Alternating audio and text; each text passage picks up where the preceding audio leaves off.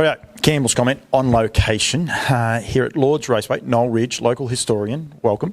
G'day, Paul. How are you doing? Very, very good. Height of activity here, I suppose, behind us. We've got a lot going on, capturing the history of harness racing. We got an award from Collections Victoria for 3 days of on-site training and digitising, and you'll see over here behind us Geraldine, who is based in Ballarat, worked with us all of yesterday teaching us how to digitise all of these treasures, and today we've got a group of people photographing and putting the images online with a description. So what we're really doing is getting our treasures that people have trusted us with into digital format, uploading them into the Collections Victoria website so that anybody can access them. What Geraldine's doing, we will go on to how they can access them and everything. It's actually terrific, and I'm not sure. She's got a set of colours there. She's taken about 4 different...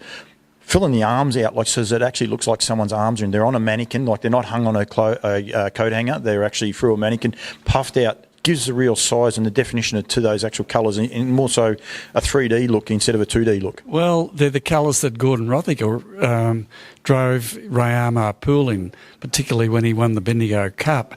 But when you think of the history, that the cloth there that she's made look a little bit more lifelike, it's pretty special stuff, isn't it? Oh, it is indeed, and the detail everyone's going to. The guys is here taking photos. You can see them actually putting another trophy into a light room to make sure we can capture those trophies in their grandeur, I suppose, in their original form, but also then people can go online and be able to look at them how they look now and get that full perception of them. Well, hopefully at the end of tomorrow, we'll have 120 of these digitised and hopefully up online in the Collections Victoria website where people can access them. But our hope is that the Bendigo Harness Racing Club website, and when the Hall of Fame comes around in November, we'll have digital format of all sorts of things that we haven't been able to do before, so people who are unable to get here can see what we've got. And that's key. One of the things that COVID did, it shut a lot of things down. We had to close down, especially yourself. I mean, you weren't having anyone there for 12 months. Going forward, if we have, heaven forbid, another COVID or something else along those lines, people are still going to be able to access this history digitally online. They can actually go there, do research and the likes. That people had a lot of idle time, but now they're going to have that idle time. They can go back and be able to look at history. We've got enough descriptions of most of the things so that it's just not an item. It's actually telling a little bit of a story. Just to your left there on the table is one of the Healy family's trophies, which they've kindly entrusted it with from the Maori family. Well, who knows?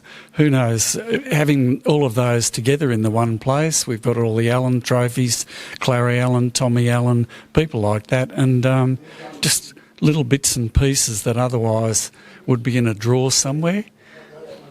And it's not lost, and we've got it, and hopefully once it's online, it's there, it's forever. What you can do too, and what people should be aware of, this is not Bendigo's history. There is a lot of history here in Bendigo. Like, I mean, we got the Murray's Idol, Elderdown Park Murray Mile. Sorry, I keep getting it, which is a race in honour of Murray's Idol and the likes. But all history, harness racing history, you would like in one spot if we can, or spread across a couple of states, but in a unique way and a uniform way that people can access it. Well, when you think what happened to the Hall of Fame in Adelaide, which basically disappeared, and a lot of the items that were lost in the move out of Moonee Valley, we're hoping that we can do that. We've got a treasure that came to us the other day from Western Australia. Somebody was cleaning a house and found a membership ticket, and it had Victoria Trotting Club on it, and they were smart enough to make some inquiries, get on the web and Google, found a phone number, and lo and behold, and what we've got now is a 1886 membership card from Elstonwick, which was the first purpose-built trotting track in Australia. It operated for 10 years. It's where the Elstonwick golf course is now. But, we've never seen anything like that, and could easily have just been thrown out. I was recently in New Zealand, and I know there's a good tie between yourself and New Zealand and Alexander Park.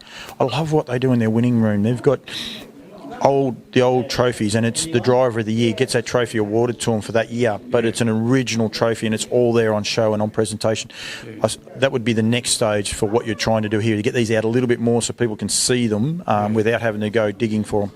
The hardest part of all of this is writing applications, and we've written several applications. We missed out on some money the other day that we think we know what we've got to do next time, but just having a crack at getting that, and because all of this starts the cost adds up when you start to look at the equipment that Geraldine's bought with us, light tents and light boxes and all of this specialised stuff, but we'll have a go at it. Very good.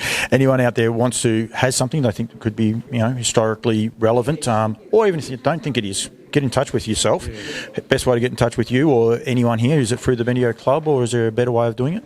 No, I think the easiest way is Bendigo Harness Racing Club through Eric or myself, 0400 923 956. Just a warning, stud books, yearbooks, catalogues, you're better off to keep them because they're everywhere. We've got way too many.